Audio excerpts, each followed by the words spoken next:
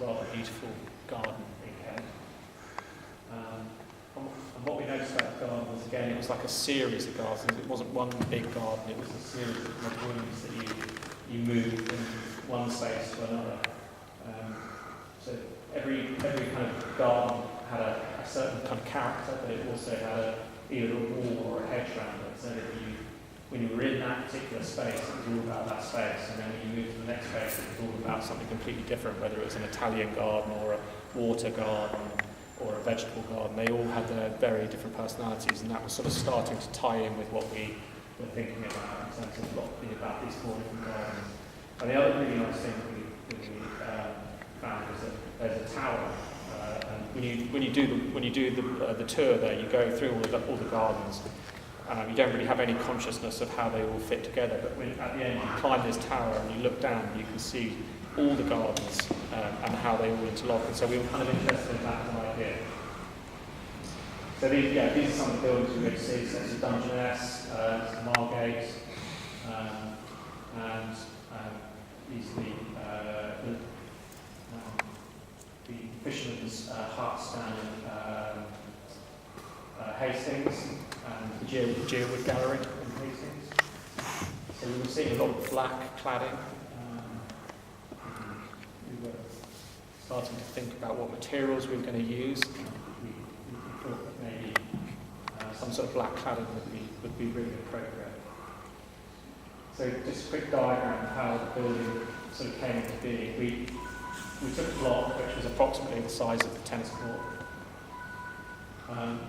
And one problem we had was that there was this woodland that was very, very close to the edge of the site, and that was actually on the south side, so trying to get light into the building was going to be really, really difficult. And so we decided we were going to slice the building, the block up, and pull it apart, and create a kind of courtyard in the middle.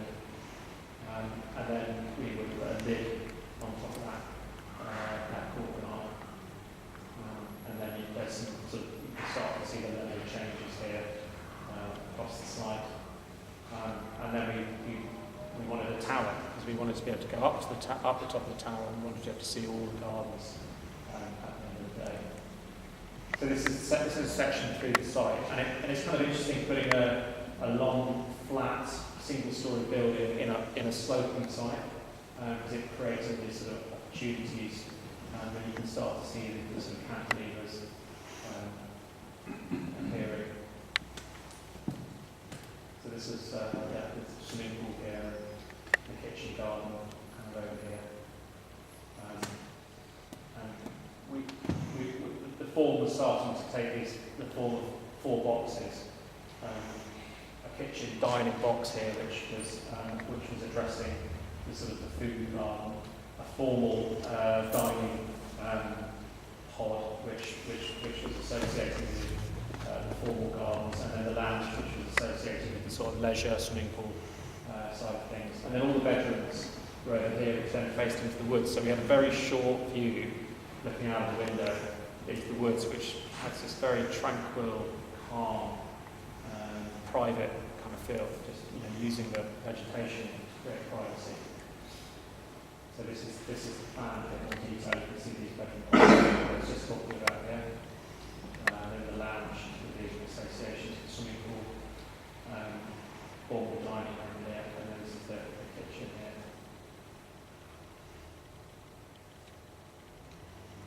We had a garage at the bottom of the tower, and then on the top of the tower we had a kind of a viewing lounge to view the view that you could get from up there. So this is how the house came out. So you can see the tower here, and this is the kitchen up here, the lounge over here.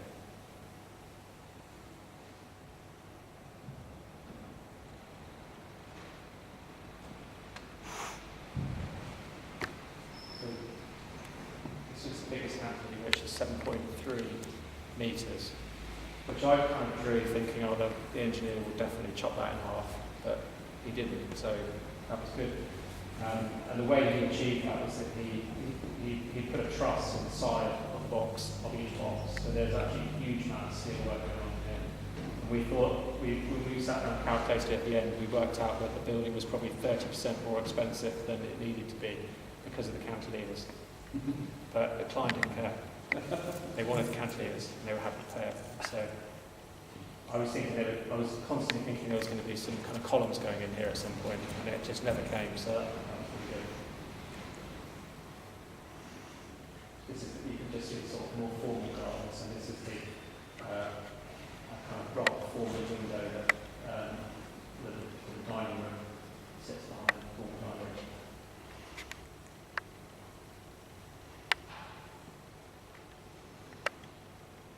We had a bit of a coding into the materiality, so anything that touched the ground was brick, so sort of from the earth, clay, and then everything that was floating was timber, so light floating.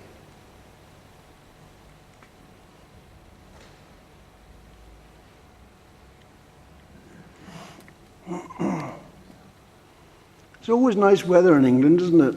Beautiful. Mm. Yeah. I have a nightmare with my photographer because I only shoot when it's like this, and so we're constantly booking and cancelling.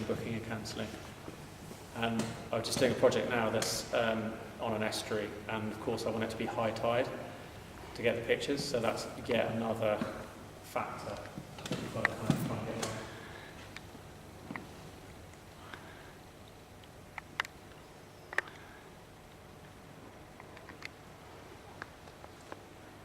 Meant to be a handle on this bridge, but we never went in.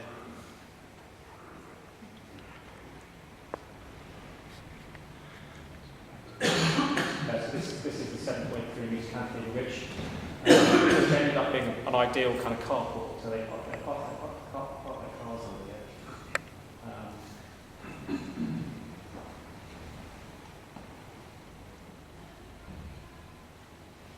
And this is the courtyard in the centre, which has been a great success. And I think I'm going to do quite a few more courtyards because it has its own climate. So much so that the trees, these aces in this picture here, they haven't realised it's autumn yet. They're still green. Everything else is like the leaves have come off. And the client rang me the other day saying she's very disappointed in the design because she's waiting for her aces to go to this beautiful colour of red, and they refuse to go. So that's kind of interesting. And they spend loads of time in this space, and it just seems to constantly be 5 degrees warmer than everywhere else. So I'm going to do more of those. I think successful. These Hederick chairs are good fun. If you ever want to buy that furniture, it will be easy.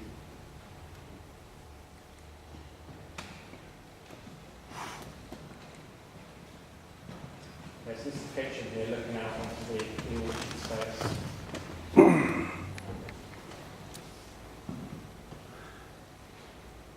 You can see she's got good taste in furniture. That doesn't happen all the time with our clients. I've got a collection of my own furniture, and I quite often have to move all their stuff out and move mine in for the pictures.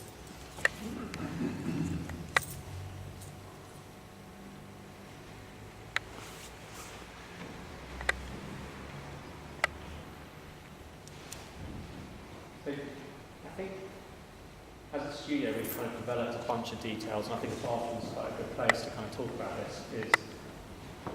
We've kind of worked out how to do bathrooms, and there's almost like for us there's kind of a solution in terms of just hiding all the pipes and getting a really kind of crisp look. And we've sort of made mistakes over the years and refined, and we kind of continue to refine.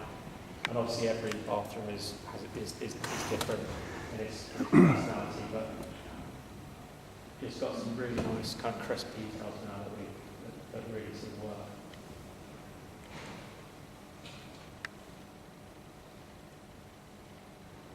We had a lot of problems with the builders on this project. They went bust halfway through, and they didn't really get why we needed shadow gaps. They thought that was a stupid idea. They thought we needed skirting boards, and they gave me quite a lot of grief about why is shadow gaps a good idea? It's a stupid idea. And it was one of those kind of projects. What width is that staircase? It's probably about 900, I think.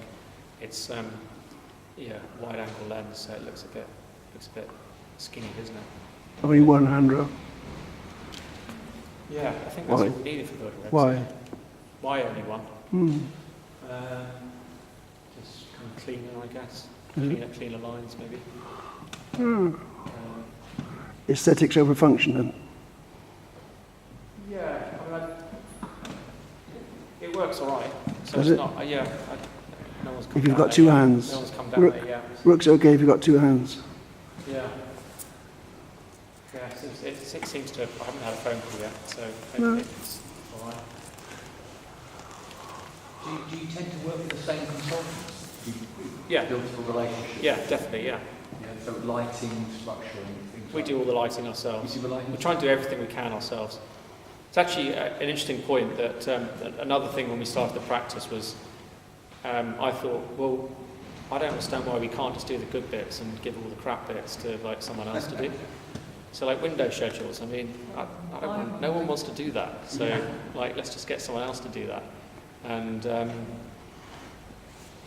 what were we talking about earlier? CDM. Like, let's just get someone else to do that. That's not interesting. Like, we're interested in design, and we're interested in making stuff. Yeah. So, I think, I don't know. Maybe I'm wrong, but I kind of think you can pick and choose a bit. We don't really do that much contract administration. We sort of give that to a QS to do because it's boring and valuations are boring and all those things that you think, oh, I've just got to go and do all that paperwork and just get someone else to do it. And then you can kind of focus on what you're good at and what interests you, and then all of a sudden life's a bit better, I think. Do you work with a QS to do bills of quantities and things like that, or is that? Yeah, we have QSs on. So at that stage, you have to consider every detail. Yeah, You do that. yeah. Hmm. Yeah, I think we're using QSs more and more, actually. Wow. We're getting QSs involved at, I'm still calling it stages A to C. I know it's probably, 1 to 3 or something now, but we're using QSs right from the outset now. Just because we got pretty badly burnt when all the I don't know what it was like over here, but in England in 2012, prices pretty much doubled on builds. Mhm. And we were telling clients, oh yeah, your house is going to cost £1 million. And then next thing you know, it's like £2 million. And everyone gets really upset. And, and it's our fault. And the fact that they asked for 25 bathrooms and whatever is, it's not their fault, it's our fault. So yeah, we kind of, again, we try and get the QS to take. Are your clients happy for you to employ a QS? They're happy to pay for that? What's that? Your clients are happy to employ a QS? Yeah, they seem to be, yeah. Yeah. Yeah. I mean, I do something called fear selling, so I just sort of tell them it's all going to be a complete disaster unless they do, so.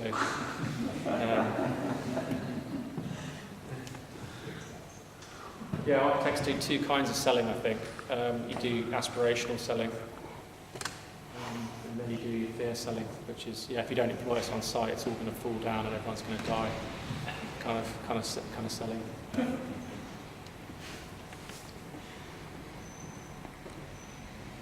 There's the car. That car's actually red, but it didn't look very good in the picture, so we changed it to grey.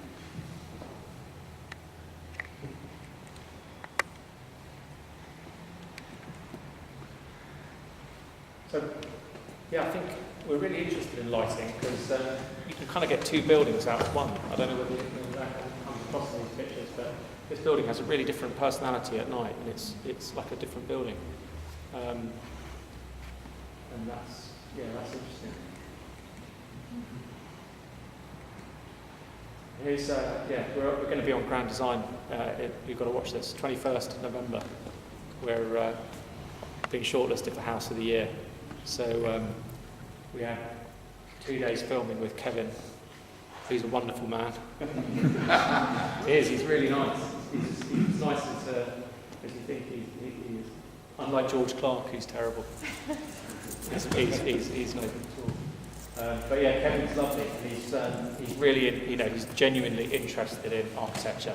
He's Bit like sometimes. and that's Tina and Northern, the clients.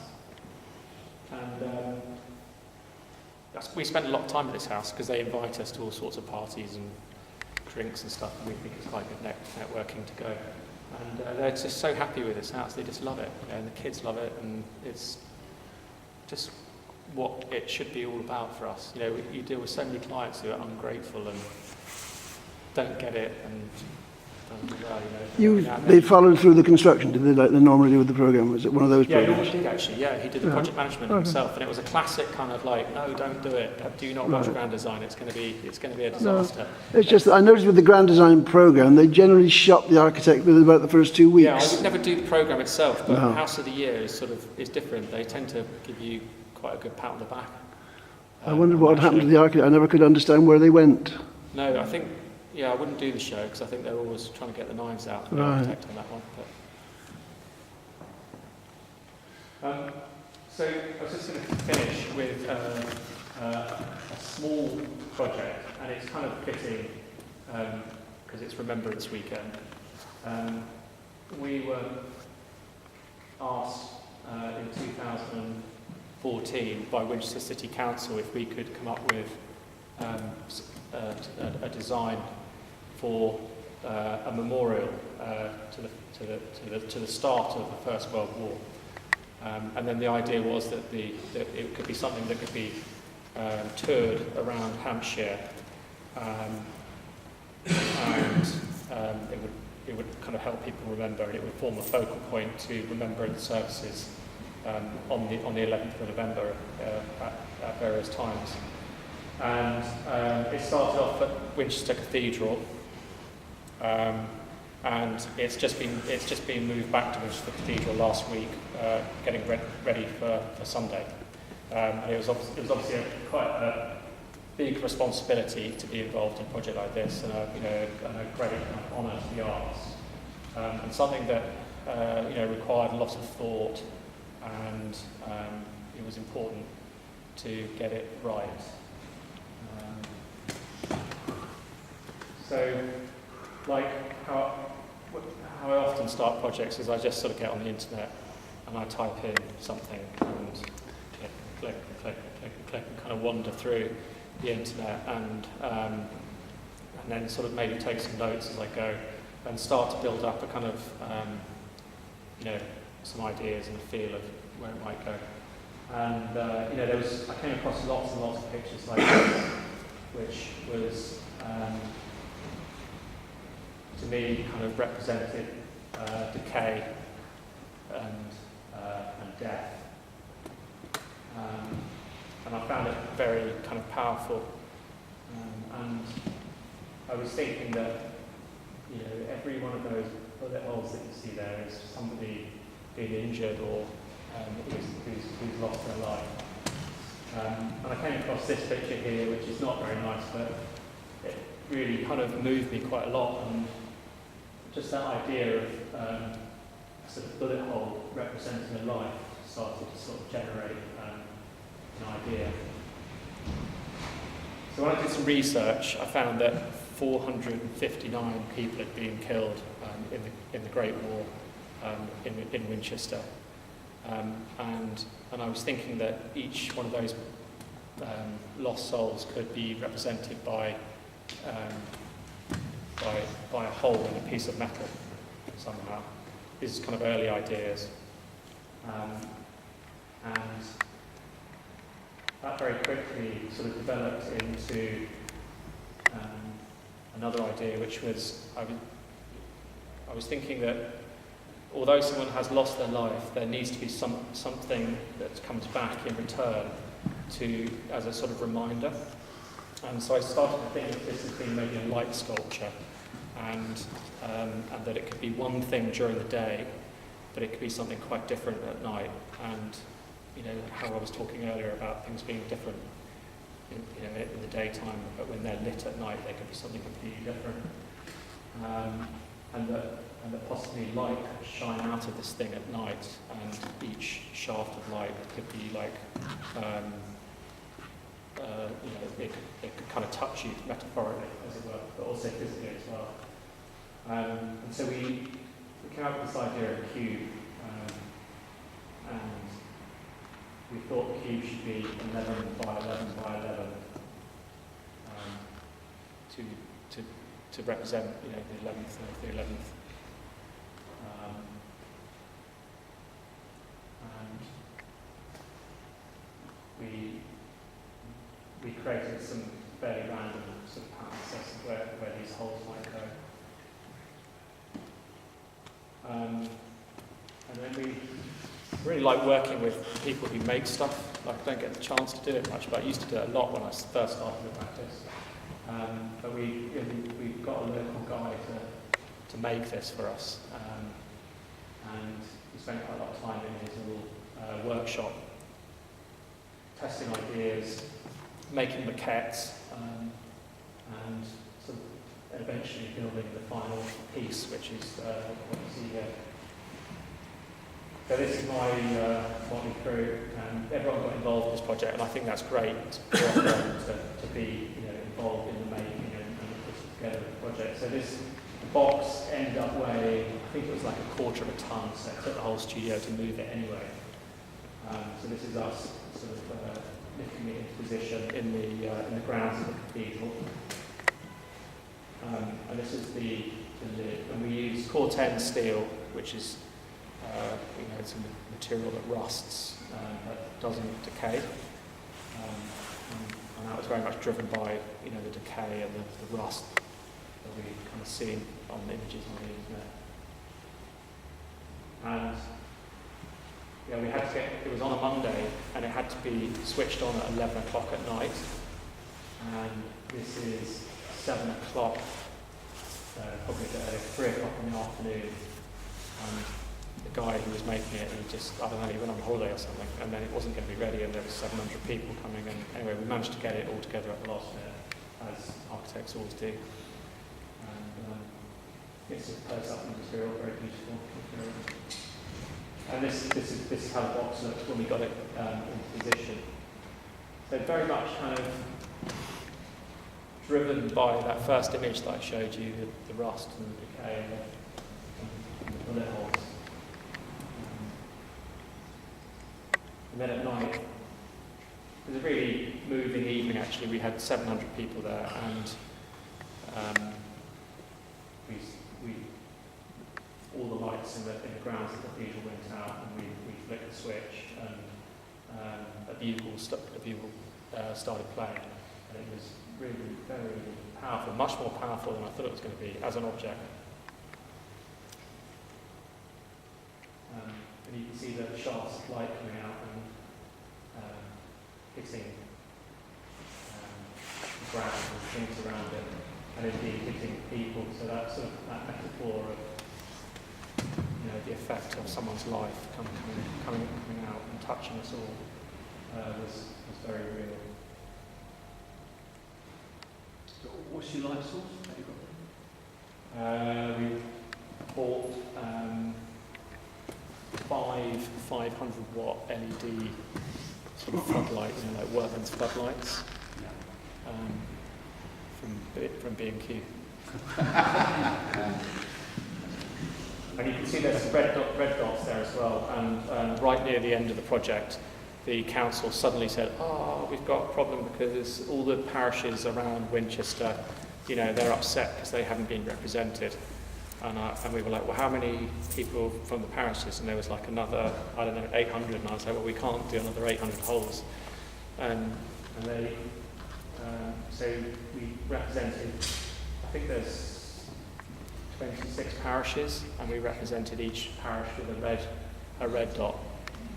So we got like a local glass sculptor to make these little red panels, and then we siliconed them to the inside, all quite Heath Robinson, but worked beautifully. That's a fixed location for it, is it though? It was only there. It was there for the night. Oh, for the night, I see. And then it's been moving around Hampshire ever since. Right. And then on the 11th, they've always had a gathering, and we've Right. gone to that gathering. But it's back there now. And I got an email this week saying that they're thinking they might keep it there forever. But I was just wondering when they would illuminate it, when they would choose to do so, because obviously. at the moment, it's just it comes on and it on gets the- dark.